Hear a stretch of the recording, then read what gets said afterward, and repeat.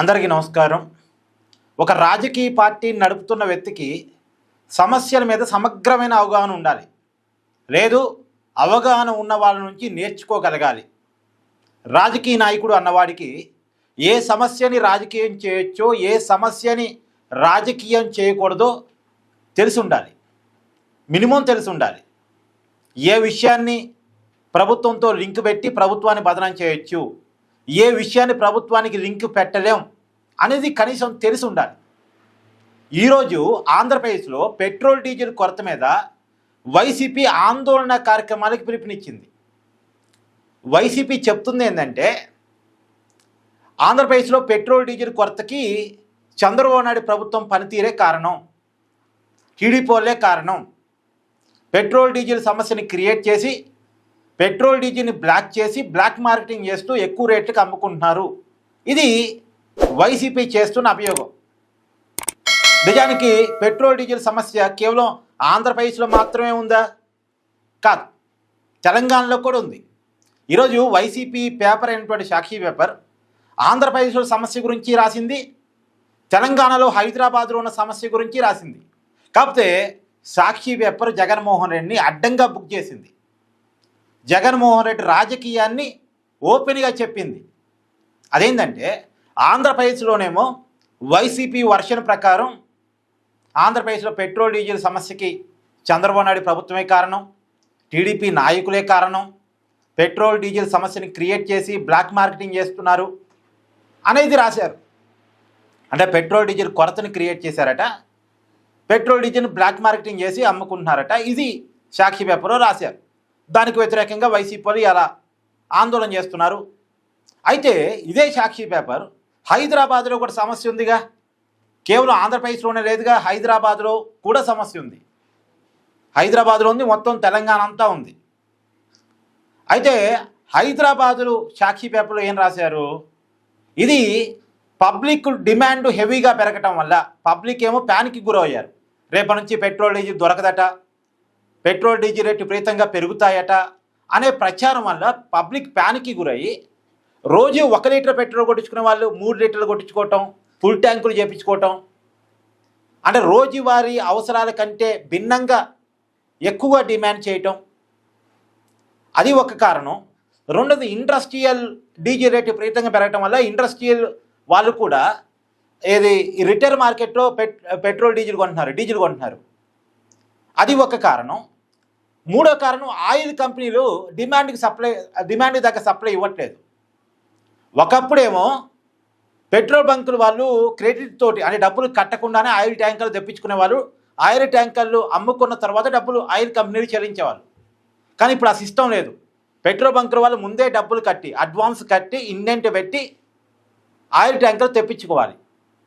కానీ డబ్బులు ముందే కట్టినా, ఇండెంట్ పెట్టినా డిమాండ్ తగ్గట్టు ఆయిల్ కంపెనీలు ఆయిల్ సప్లై చేయట్లే.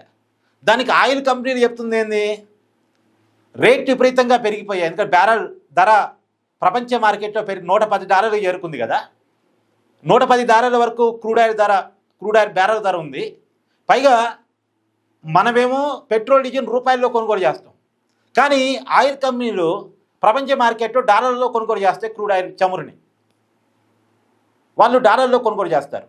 కానీ రూపాయికి డాలర్కి వ్యత్యాసం బాగా పెరిగిపోయింది, రూపాయి పతనం అవుతూ ఉంది. డాలర్ వాల్యూతో పోల్చినప్పుడు రూపాయి పతనం అవుతూ ఉంది. కాబట్టి ఇప్పుడు వీళ్ళు ఆయిల్ కంపెనీలు ఎక్కువ చెల్లించి, ఎక్కువ మొత్తంలో చెల్లింపు చేసి చమురు తీసుకోవాల్సి వస్తుంది.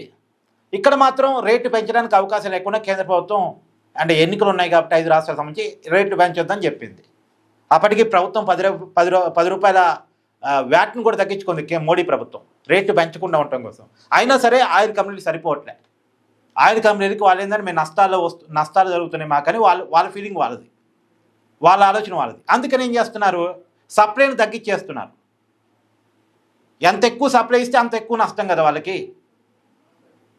ఎంత సప్లై ఇస్తే అంత మళ్ళా క్రూడ్ ఆయిల్ కొనాల్సిందే వాళ్ళు కూడా. ఎంత క్రూడ్ ఆయిల్ కొంటే అంత ఎక్కువ పే చేయాల్సిందే. ఆ మేరకు నష్టపోతున్నాము. ఇప్పుడు రేపు మాపై ఎన్నికలు పోలింగ్ అయిపోయిన తర్వాత, రేట్లు పెరిగిన తర్వాత కావాలంటే సప్లై పెంచుదాం అనేది ఆయిల్ కంపెనీల వర్షం. ఇలా ఆయిల్ కంపెనీలు చేస్తున్న దోపిడీ, తర్వాత ప్రజలు ప్యానిక్కి గురై హెవీ డిమాండ్కి తగ్గ సప్లై లేకపోవటం వల్ల సమస్య క్రియేట్ అయిందని హైదరాబాద్ సాక్షి ఎడిషన్లో రాశారు. హైదరాబాద్ సాక్షి ఎడిషన్లోనే కొన్ని వాస్తవాలు రాశారు. మరి ఆంధ్రప్రదేశ్ సాక్షి ఎడిషన్లో కూడా అదే రాయాలిగా కాదు, అక్కడ రాజకీయం రాశారు, దానికి టీడీపీ వాళ్ళు కారణం రాశారు. మరి ఆంధ్రప్రదేశ్లో టీడీపీ కారణమైనప్పుడు హైదరాబాద్ సమస్యకి రేవంత్ రెడ్డి ప్రభుత్వం కారణం కావాలిగా, కాంగ్రెస్ కారణం కావాలిగా. ఇక్కడ కాంగ్రెస్ మీద రేవంత్ రెడ్డి మీద రాయలే, సమస్యకి గల కారణాలు నిజాలేంటో రాశారు. ఆంధ్రాలో మాత్రం ఆ నిజాలు దాచిపెట్టి రాజకీయం చేసే ప్రయత్నం రాశారు. అంటే సాక్షి పేపర్ జగన్మోహన్ రెడ్డి రాజకీయాన్ని పట్టించింది. ఇప్పుడు సమస్య ఇక్కడ ఉంది, అక్కడ ఉంది, సమస్యకి కారణం ఇక్కడ ఒకటే, అక్కడ ఒకటే. మరి ఇక్కడ ఒక కారణం, అక్కడ ఒక కారణం ఉండదుగా. అక్కడేమో రాజకీయం చేయడానికి అవకాశంగా, ఇక్కడేమో రాజకీయం అవసరం లేదు కాబట్టి ఇక్కడ నిజంగా ఏంటండి ఇది అంటే ప్రజలు తెలుసుకోరా. నిజానికి జగన్మోహన్ రెడ్డి పబ్లిక్ ఇష్యూస్ మీద ఫైట్ చేయాలనుకుంటే చాలా సమస్యలు ఉన్నాయి. ఇప్పుడు కొత్త పెన్షన్లు ఇస్తుంది చంద్రబాబు నాయుడు ప్రభుత్వం, మొన్నటిదాకా ఇవ్వలే. కొత్త పెన్షన్ల కోసం వైసీపీ ఏమైనా ఉద్యమం చేస్తూ ఉండొచ్చుగా. కొత్త పెన్షన్లు ఇవ్వలేదని అధికారంలోకి వచ్చి 2 years వరకు కొత్త పెన్షన్లు ఇవ్వలేదని వైసీపీ ఏమైనా ప్రజా ఉద్యమం చేస్తుంటే అది బాగుంటుంది. లేదు, ఆరోగ్యశ్రీ బకాయిలు ఇవాళ విడుదల చేస్తుంది చంద్రబాబు నాయుడు ప్రభుత్వం. ఆరోగ్యశ్రీ బకాయిల మీద నిన్నటిదాకా ఏమైనా ఉద్యమం చేస్తుంటే బాగుండేదిగా. అది తెలీదు, ప్రజా సమస్యల మీద ఉద్యమం చేయడం తెలియదు. ఇలా చేయకూడని సమస్యల మీద ఉద్యమం చేస్తారు. అదే వైసీపీ పొలిటికల్ పరిపక్వత ఆ రకంగా ఉంది. అందుకే జగన్మోహన్ రెడ్డి నవ్వులు పాలయ్యే దానికోసమే. ఇప్పుడు ఇవాళ కాదు రేపు సార్ట్అవుట్ అవుతుందండి. ఆయిల్ సమస్య పెద్ద విషయం కాదు, ఏదో 1-2 రోజుల సమస్య ఇది. ఆయిల్ కంపెనీలు తమ రేట్లు ఎక్కువ పడుతున్నాయి, తక్కువ కమ్ముకోవాల్సి వస్తుంది, మేము నష్టాల్లో కూరిపోతున్నామని డిమాండ్ దగ్గర సప్లై ఇవ్వకపోవటం వల్ల వచ్చిన సమస్య ఇది. ఇది ఆటోమేటిక్గా చంద్రబాబు నాయుడు గారు రియాక్ట్ అయ్యారు. సరే, ఈ సమస్య మీదైనా చంద్రబాబు నాయుడు గారి కంటే ముందు జగన్ రియాక్ట్ అయితే బాగుండేది, జగన్ గారు.